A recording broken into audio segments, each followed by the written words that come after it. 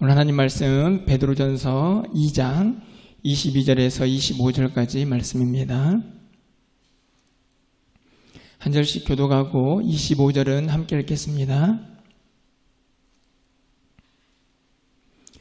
신약성경 379쪽에 있습니다. 베드로전서 2장 22절에서 25절까지 말씀을 한 절씩 교독하고 25절 함께 읽겠습니다. 그는 죄를 범하지 아니하고 그 입에 거짓도 없으시며 욕을 당하시되 맞대어 욕하지 아니하시고 고난을 당하시되 위협하지 아니하시고 오직 공의로 심판하시는 이에게 부탁하시며 친히 나무에 달려 그 몸으로 우리 죄를 담당하셨으니 이는 우리로 죄에 대하여 죽고 의에 대하여 살게 하려 하심이라. 그가 채찍에 맞음으로 너희는 나음을 얻었나니 너희가 전에는 양과 같이 길을 잃었더니 이제는 너희 영혼의 목자와 감독이신 이에게 돌아왔느니라. 아멘. 할렐루야. 오늘 하루도 잘 보내셨습니까? 코로나로 좀 세상이 좀 어수선하죠. 참 내일 일은 모른다 이런 생각이 또 한번 들게 됩니다. 백신 맞고 또 1차, 2차 접종 숫자가 늘어가면서 올 여름에는 좀 편안하게 보내겠구나 이런 생각을 했는데요.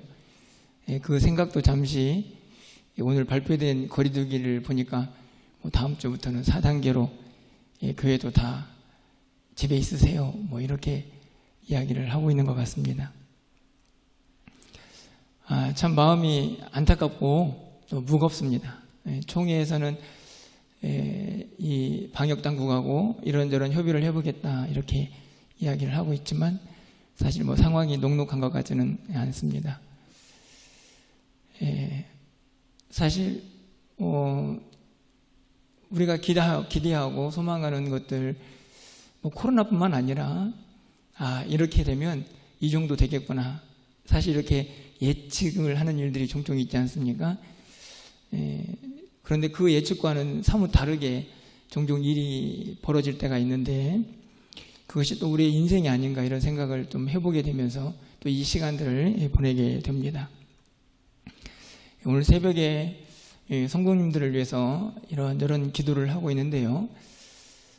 제가 원래 오늘 금요기도회 때는 지난 주일에 우리가 감사에 대한 설교를 했기 때문에 금요기도회 때도 한 번 더 감사에 대한 말씀을 좀 나눠야겠다라고 생각을 해서 어제 설교 준비를 다 맞춰놓고 오늘은 이제 주일 거 준비하면 되겠구나 이렇게 마음을 먹고 오늘 새벽 기도를 하고 있었는데요. 새벽 기도를 하는 중간에 우리 성도님들의 이런저런 기도 제목들을 가지고 기도하다가 보니 제 마음속에서 한 가지 묵직한 문장 하나가 제 마음속에 떠올랐습니다. 그 단어가 바로 오늘 제가 설교 제목으로 잡은 나음을 얻었도다 라는 제목입니다. 그 문장을 제 마음속에 붙잡고 고민을 좀 했습니다.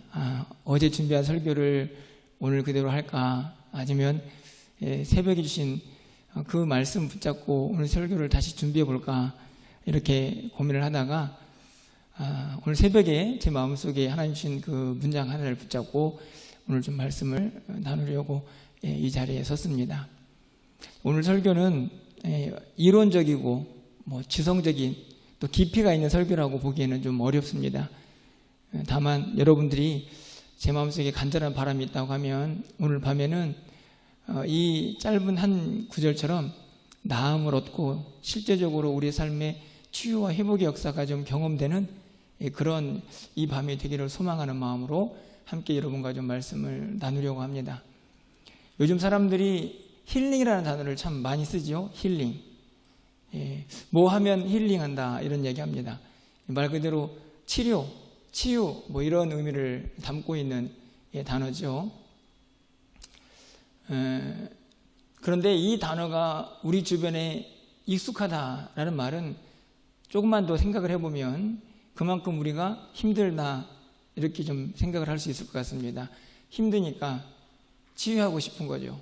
회복되고 싶은 겁니다. 그래서 누구를 만나도 힐링되었으면 좋겠고, 뭘 먹어도 힐링됐으면 좋겠고, 어디를 가도 힐링이 되었으면 좋겠다. 그런 바람들이 우리 안에 있습니다. 특별히 코로나 시기를 지내면서 코로나가 걸린 사람은 육체적으로 매우 힘든 시간을 보냈습니다. 힐링이 필요하죠. 그리고 또 소상공인들, 여러 많은 가게를 운영하는 분들은 또 직접 이 경제적인 타격을 입어서 또 어려움을 겪습니다. 힐링이 또 필요하고, 또 우리 아이들은 또 친구들 많이 만나지 못하고, 우리들도 사실 사람들 많이 만나지 못하고 조금 제한적인 활동들을 계속하다 보니 좀 정신적으로도 좀 피폐해지는 그런 경향들을 보게 됩니다. 거기에서도 또 힐링이 필요하더라고요. 사실 이런저런 모습을 보면 온통 우리가 사는 세상은 정말 힐링이 필요하다라는 생각이 들어지게 됩니다. 치유가 필요한 것이죠. 그런데 오늘 성경에서 우리 모두에게 진짜 참된 치유, 그것이 무엇인가를 우리에게 가르쳐주고 그것이 어떻게 얻어지는가도 우리에게 말씀을 하고 있다고 생각이 듭니다. 오늘 본문은 베드로 사도를 통해서 그가 전한 복음이 무엇인지, 그리고 그 복음의 핵심인 예수 그리스도가 누구신지를 아주 잘 설명하고 있는 아주 짤막한 구절의 내용이죠. 오늘 22절 말씀을 좀 가서 보시면요, 그는 죄를 범하지 아니하고 그의 입에 거짓도 없으시며. 예수님께서 십자가라는 이 죄인들이 지는 형틀을 지고 십자가에서 달려 돌아가셨지만 예수님은 죄가 없다라고 분명하게 선언을 하고 있습니다. 그분에게는 거짓도 없다라고 분명히 말씀을 하고 있는 것이죠. 23절 말씀을 보면 욕을 당하시되 맞대어 욕하지 아니하시고 고난을 당하시되 위협하지 아니하시고 오직 공의로 심판하실 이에게 부탁하시며. 그렇게 십자가에서 고통도 당하시고 모욕도 당하셨지만 그 모욕과 고통을 상대방을 향하여 비난하지 않고 그들을 향하여 증오하지 않으시고 그것을 모든 공의로 심판하시는 하나님께 다 맡기며 그들의 용서를 구하시는 예수님의 모습을 오늘 베드로 사도가 이야기하고 있습니다. 십자가의 사건, 그리고 그 십자가를 어떻게 예수님께서 이겨내셨는가 하는 아주 매우 중요한 진리를 가르쳐주고 있죠. 그러면서 24절에서 이렇게 말씀을 하고 있습니다. 친히 나무에 달려 그 몸으로 우리 죄를 담당하셨으니 이는 우리로 죄에 대하여 죽고 의에 대하여 살게 하려 하심이라. 그가 채찍에 맞음으로 너희는 나음을 얻었나니. 예수님께서 십자가를 지셔서 우리에게 어떤 은혜가, 어떤 선물이 주어졌는가를 분명히 드러내죠. 그의 몸으로 죄를 다 담당하셔서 우리가 의로운 존재가 되게 하셨다라는 사실을 밝히고 있습니다. 그리고 이 24절 하반절에서 이렇게 기록을 하고 있습니다. 그가 채찍에 맞음으로 너희는 나음을 얻었다. 참 희한한 일이 아닙니까? 예수님께서 십자가에서 고통당하시고 또 채찍에 맞으시고 이런저런 어려움을 당하셨는데 그것 때문에 우리가 나음을 얻었다, 이렇게 말씀을 하고 있습니다. 여기서 나음을 얻었다는 말은 치유되었다 라는 말이죠. 요즘 사람들이 좋아하는 힐링입니다. 치유되었다. 이 말은 우리 모두가 병든 자라는 것을 전제로 합니다. 그래야 나아지죠. 병이 있어야 고침을 받죠. 건강한 사람이 무슨 나음을 받겠습니까? 나음을 받았다는 말은 우리 모두가 병자인데 예수 그리스도의 십자가 사건으로 말미암아 우리 모두가 나음을 받았다, 깨끗해졌다 라고 분명하게 말씀을 하고 있는 것이죠. 예수님께서 우리의 모든 병을 십자가에서 다 담당하시고 우리를 낫게 하셨다라는 말씀입니다. 그런데 그것이 단순히 육체에게만 해당되는 게 아니고 25절 말씀을 가서 보시면 너희가 전에는 양과 같이 길을 잃었더니 이제는 너희 영원히 목자와 감독 되신 이에게 돌아왔느니라. 이 십자가 사건을 통해서 우리가 다 나음을 얻었는데요. 그래서 얻어진 결과가 우리의 영혼이 주님께로 돌아왔다, 이렇게 말씀을 하고 있습니다. 다시 말하면 우리가 가지고 있는 모든 질병들, 그것이 육체적이든 정신적이든 예수 그리스도를 통하여 나음을 얻고 깨끗해졌다라는 사실을 오늘 본문이 우리에게 가르쳐주고 있죠. 물론 이것이 우리에게 우리의 죄를 사한 영적인 의미를 담고 있다는 사실을 우리 모두는 잘 알고 있습니다. 하지만 정말 그것이 영적인 의미만 담겨져 있는 것일까요? 너희가 나음을 얻었다는 이 고백이, 이 외침이 우리의 그냥 영적인 나음만 의미하는 것일까? 저는 그렇게 생각하지 않습니다. 예수님께서 우리의 모든 질병도 다 담당하시고 우리의 육체의 연약함도 긍휼히 여기셔서 우리를 낫게 하시는 은혜가 우리 가운데 있다는 말씀이죠. 이 사실을 이미 이사야 53장 5절에서 우리에게 예언한 바가 있습니다. 우리 이사야 53장 5절 말씀은 화면을 통해서 좀 함께 읽어보도록 하겠습니다. 이사야 53장 5절 말씀입니다. 함께 읽겠습니다. 그가 찔림은 우리의 허물 때문이요 그가 상함은 우리의 죄악 때문이라. 그가 징계를 받음으로 우리는 평화를 누리고 그가 채찍에 맞음으로 우리는 나음을 받았도다. 이 말씀은 구약 성경에서 예수 그리스도가 이 땅에 오시기 전에 이미 예언된 말씀입니다. 오늘 이 베드로 사도는 그 약속의 말씀을 다시 한번 확인하고 그것을 고백하고 있는 것이죠. 그것이 복음이다. 복음은 우리를 치료한다, 낫게 한다 라고 분명하게 말씀을 하고 있는 것입니다. 물론 우리가 육체적으로 병이 들면 병원에 가야 합니다. 현대의학의 도움을 받아야죠. 그것을 거부하는 것은 아닙니다. 하지만 의사의 손길을 통하여 예수님이 우리를 치료한다는 사실을 우리는 또 믿음으로 고백해야 하는 것이죠. 여러분, 요즘 현대의학이 매우 발달되어 있습니다. 하물며 우리 안에 있는 유전자를 분석해가지고 질병이 예상되는 유전자를 바꿔버리겠다, 이런 연구까지 하고 있어요. 얼마나 의학이 발달했습니까? 그런데요, 병원에 가면요, 무슨 그렇게 조사, 검사가 많은지요. 의사들이 되게 많이 하는 것처럼 보이지만 모르는 병이 너무 많고요. 사실 알아도 손도 못 쓰는 병이 아직도 많이 있습니다. 의학이 발달했다고 이야기합니다. 그래서 많은 사람들이 사실 수명이 연장되고 병고침을 받죠. 하지만 여전히 의사가 손도 못 대는 병들이 많이 있고 알고 있어도 고치지 못하는 병들이 많이 있습니다. 오늘 예수님께서 우리에게 말씀하십니다. 내가 채찍에 맞음으로 너희가 나음을 얻었다.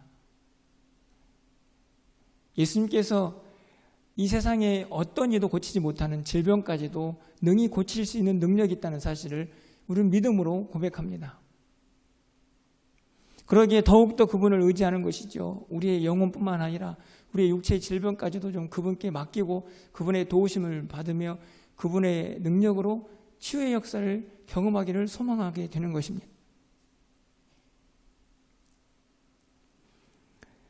여러분, 성경에 있는 말씀들을 좀 보십시오. 마태복음 14장 36절 말씀입니다.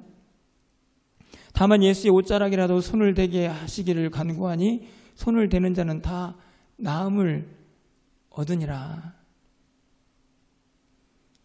사람들이 예수님의 옷자락이라도 손을 만지고 싶었습니다. 그러면 나을 것이라는 믿음이 그들에게 있었던 것이죠. 그리고 성경은 기록합니다. 다 나았다.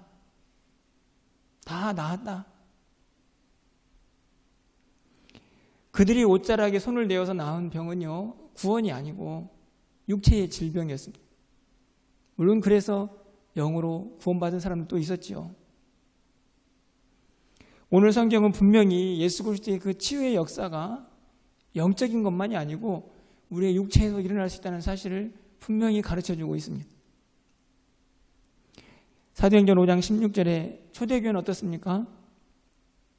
예루살렘 부근에 수많은 사람들도 모여 병든 사람과 더러운 귀신에게 괴로움받는 사람들을 데리고 와서 다 나음을 얻으니라. 수많은 사람들, 병든 자들이 모여들었습니다. 더러운 귀신에게 괴롭힘 받는 사람도 데리고 나왔습니다. 이들이 현대 그 당시 의학을 의지하지 않았을까요? 그렇지 않았겠죠. 자신이 가지고 있는 모든 물질 그리고 모든 방법들을 동원해서 치유를 그들이 소망했을 것입니다. 하지만 그들은요, 예수님 앞에 나와서 다 나음을 얻었습니다. 다 치유가 된 것이죠. 다 회복이 되었습니다. 예수님의 능력입니다. 그들을 고치시고 그들을 회복시키시는 예수님의 능력이 초대교회에도 예수님 당시에도 여전히 그들의 삶 가운데 나타나고 있었던 것이죠. 뿐만 아니라 구약성경에서 하나님을 성경은 뭐라고 고백하며 우리에게 가르쳐주고 있습니까? 치료하시는 하나님. 그렇죠? 출애굽기 15장 26절 말씀입니다. 이르시되 너희가 너희 하나님 나 여호와의 말을 들어 순종하고 내가 보기에 의를 행하며 내 계명에 귀를 기울이며 내 모든 규례를 지키면 내가 애굽 사람에게 내린 모든 질병 중 하나도 너희에게 내리지 아니하리니 나는 너희를 치료하는 여호와임이라. 이스라엘 백성들이 광야 생활을 시작하면서 마라라는 곳에 이르러서 쓴물을 만나죠. 그곳에서 단물로 바뀌는 역사를 경험합니다. 그때 하나님께서 모세에게 하신 말씀이죠. 나는 너희를 치료하는 여호와다. 이 말은 나 여호와는 너희의 치료자다 는 말씀입니다. 나 여호와는 너희의 치료자다. 우리가 여기서 여호와 라파라고 외치지 않습니까? 고치시고 치유하시고 회복시키시는 하나님. 이 회복이 영적인 회복만 의미하는 것입니까? 아니죠. 우리의 육체의 회복도 의미합니다. 하나님이 치유의 하나님이시고 예수님도 치유의 예수님이십니다. 그가 채찍에 맞음으로 우리가 나음을 얻기 때문입니다. 오늘 이 밤에 여러분에게 간절히 바라는 것은 우리가 기도하고 간구하면서 예수님의 치유의 역사를 좀 함께 경험하는 이 밤이 되기를 간절히 소망합니다. 여러분 마음속에 믿음으로 고백하십시오. 예수님이 채찍에 맞으심으로 우리가 다 나음을 얻었다. 얻을 것이다가 아니고 얻었다라는 이 외침을 우리의 마음속에도 좀 하면서 믿음으로 고백하며 그 치유 역사를 경험하는 이 밤이 되기를 간절히 소망합니다. 우리는 너무나 잘 알고 있습니다. 하나님의 주권이 있어야 하고 하나님의 뜻이 있어야 병도 고침을 받죠. 물론 우리는 너무나 잘 알고 있습니다. 혹시 그러나 그런 이성적인 이 판단들이 정말 그냥 전적으로 예수님만 의지하고 믿어 그 치유의 역사를 경험하는 일에 방해가 되고 있지는 않습니까? 여러분 어떠신가요? 우리가 이론적으로 교리적으로 배워버렸던 수많은 가르침들이 순수한 마음으로 그냥 믿어 예수님의 치유의 역사를 경험하는 그 일에 방해가 되고 있지는 않느냐는 말씀입니다. 여러분 어떠신가요? 저도 역시나 이성적인 설교, 논리적인 설교를 늘 갈망.